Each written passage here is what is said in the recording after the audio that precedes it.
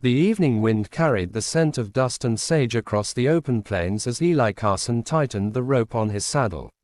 He had spent his life working alone, building fences, taming horses, fighting droughts and debt. The ranch had cost him everything but his name.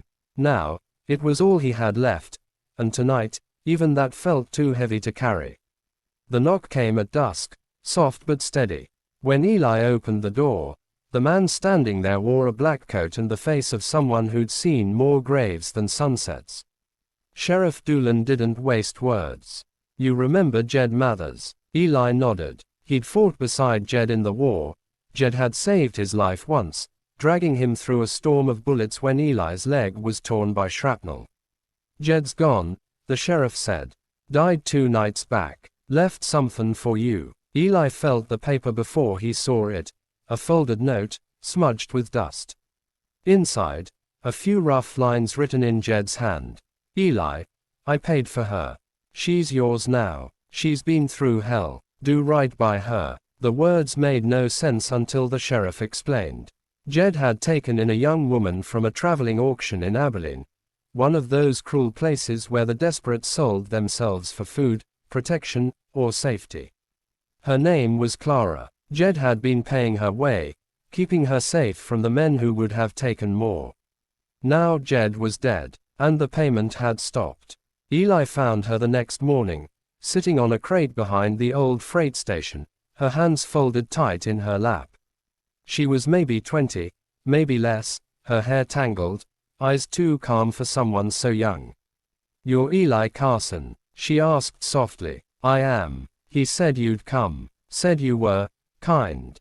Eli didn't know how to answer that. He hadn't been kind in years. He brought her to the ranch because there was nowhere else. She moved through the house like a ghost, silent but steady. Cooked, cleaned, helped with the horses.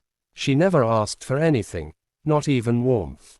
And yet Eli found himself noticing the small things, the way her hands trembled when she lit a lamp, how she stared at the horizon like she was waiting for someone who would never come. Days turned into weeks. Winter crept in, silent and sharp. One night, as the wind howled against the windows, Eli heard her crying behind her door. Not loud, just the kind of crying that a person tries to hide from the world. He stood outside for a long time, hand on the frame, not knowing what to do. Then he turned away, ashamed of his own fear. The next morning she was gone. He searched until the sun fell, until the horses were lathered and his lungs burned. He found her near the riverbank, coat wrapped tight, staring at the black water. "I can't stay," she said when she saw him. "I was paid for, Eli.